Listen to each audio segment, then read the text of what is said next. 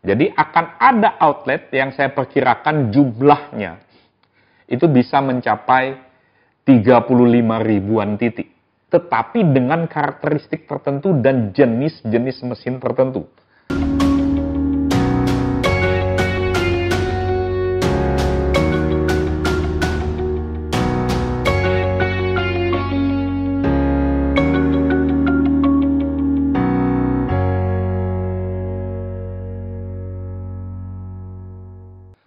Nah, bagian terakhir ini, seperti saya janjikan, saya ingin bicara tentang prospek usaha laundry, bisnis laundry 5-10 tahun ke depan di Indonesia seperti apa.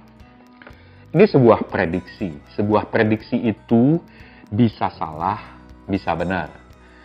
Ya, bisa salahnya juga gradasi, bisa salah banget, bisa salah sedikit. Ya, bisa benernya juga bisa bener banget, bisa bener sedikit. Tapi kalau Anda ingin mendengar sampai hari ini dari pelajaran yang sudah saya pelajari terkait dengan bisnis laundry, baik dari lebih dari 1000 outlet di Indonesia, baik pelajaran dari pengalaman mendirikan 22 titik selama 3 tahun terakhir, baik juga dari data-data online yang saya search begitu, work from home kan, jadi banyak sekali kesempatan untuk belajar. Saya pelajari data Malaysia, Filipina, dan Amerika. Saya membuat prediksi, dan itu yang membuat saya excited. Itu yang membuat saya bersemangat sebetulnya mendampingi teman-teman yang masuk ke UMKM Laundry ini. Apa prediksinya? Prediksi saya berdasarkan asumsi begini. Nanti kalau kita cukup usia kita lihat ya, 5-10 tahun ke depan. Jadi saya memprediksi bahwa Indonesia itu saat ini memiliki outlet laundry yang akan mengalami perubahan drastis 5-10 tahun ke depan. Model penggunaan alat peralatannya akan berubah secara drastis dalam 5-10 tahun ke depan. Sehingga outlet yang akan ada 5-10 tahun ke depan, kalau yang sekarang ini sudah ada modelnya, itu mungkin baru mencakup kira-kira 20-an persen. Ya, 20% dari outlet yang seharusnya ada di Indonesia. Di Indonesia ya. Jadi bukan di Jakarta, bukan di Jabodetabek, tetapi di Indonesia. Jadi akan ada outlet yang saya perkirakan jumlahnya itu bisa mencapai 35 ribuan titik. Tetapi dengan karakteristik tertentu dan jenis-jenis mesin tertentu. Sekarang yang ada mungkin lebih dari 20 ribu. Tetapi 80-90% dari yang ada sekarang akan digantikan. Jadi, ke depan kita akan memiliki bentuk-bentuk outlet dan model-model outlet laundry yang bertransformasi, berevolusi. Saya kira evolusi terlalu lambat, jadi transformasi lah ya. Kalau revolusi terlalu cepat juga ya. Jadi ini mengalami transformasi menjadi outlet yang berbeda dengan outlet apapun yang sekarang sering Anda lihat di Indonesia. Nah, karena itu potensinya masih 5 kali lebih besar dari yang ada. Katakanlah saya beri Anda satu stimulus rangsangan pikiran. Outlet yang menggunakan alat teknologi, walaupun dalam bentuk semacam masih POS, kemudian e-wallet payment-nya, jumlahnya di Indonesia itu kurang dari 5.000 titik. 3.500 dikuasai oleh salah satu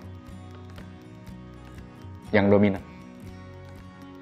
Kemudian ada satu bagian lagi yang sedang bekerja sama dengan aplikasi dari benua Amerika sana. Itu baru jalan saat ini di Januari 2021 baru ada kira-kira di 20-an titik. 20-an. Padahal 5-10 tahun ke depan, kelompok-kelompok inilah yang akan berkembang pesat.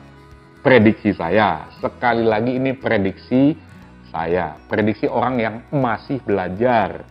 Bukan orang yang tahu segalanya, hebat segalanya. Bukan loh ya, ini prediksi saya. Jadi saya kira kalau orang ingin berbisnis laundry dan belajar dengan baik, ini adalah momen-momen di mana persaingan itu masih bisa diatasi. Persaingan itu masih sangat sehat. Konsepnya yang penting. Seperti apa? Mau ke arah mana? Perangnya nanti, kalau boleh saya katakan, dagang kompetisinya dalam dunia laundry pun, dalam skala UMKM pun, itu adalah peperangan konsep. Bagaimana melakukan ini, menggunakan apa, bagaimana ini, dan sebagainya. Dan di antara elemen itu, tadi saya sudah sempat katakan, ada 4 hal yang selalu Anda harus perhatikan. Yaitu bagaimana menyiapkan dan pemasarannya, operasionalnya, finansial dan karyawannya, dan teknologi. 4 elemen itulah yang akan mentransformasi bisnis ini ke depan. Nah, sehingga kemudian 5-10 tahun ke depan, kematangan outletnya akan sampai dengan kematangan seperti yang terjadi di Malaysia. Malaysia pasarnya relatif sudah matang. Amerika sudah matang. Di Amerika itu walaupun ada beda versi, kalau Anda akses dengan asosiasi Coin Laundry misalnya, Anda akan tahu di situ kira-kira antara 29 sampai 42.000 disebutkan, ya. Tapi asosiasinya sendiri menyebutkan itu kira-kira 35.000 titik. Tetapi Anda harus tahu itu dengan standar mesin seperti apa. Prosesnya self-service dan kultur budayanya dengan kita berbeda. Malaysia juga punya beberapa persamaan kita, tapi berbeda. Pasar Filipina itu lebih mudah daripada Malaysia dari segi UMKM laundry ya. Tetapi sorotan terhadap Indonesia, pasar Indonesia itu luar biasa. Karena dari segi potensi populasinya, Indonesia sangat menjanjikan. Karena itu, setidaknya sampai tahun ini, saya sudah lihat ada dua negara yang mengincar, 3 negara yang mengincar pasar Indonesia. Mereka ingin masuk dengan berbagai format, teknologi lah, mesin beginilah dan sebagainya. Yang pertama dari Malaysia, itu sudah melakukan eksperimentasi 3 tahunan terakhir dengan basis di Jogja. Kemudian yang kedua adalah China. Yang ketiga adalah Spanyol. Ya, success story-nya sih belum hebat, belum ya, tapi mereka sudah tahu bahwa Indonesia ini menjanjikan ke depan. Nah, orang jauh-jauh dari negara asing seperti itu datang karena melihat sesuatu di Indonesia. Nah, saya harap nanti pemain UMKM yang kita dampingi juga bisa melihat bagaimana mendapatkan cara untuk meningkatkan kesejahteraan hidupnya dari bisnis laundry ini. Nah, itu yang saya janjikan tadi di awal bahwa saya memberikan prediksi 5-10 tahun ke depan seperti apa, dan sehingga dengan begitu Anda bisa memutuskan apakah Anda akan menjadi bagian dari bisnis ini atau sebaiknya Anda mencari bisnis yang lain. Itu yang saya sampaikan, ya kali ini agak panjang, tapi saya harap itu betul-betul memberi manfaat kepada Anda yang ingin masuk atau Anda yang ada di dalam bisnis laundry ini.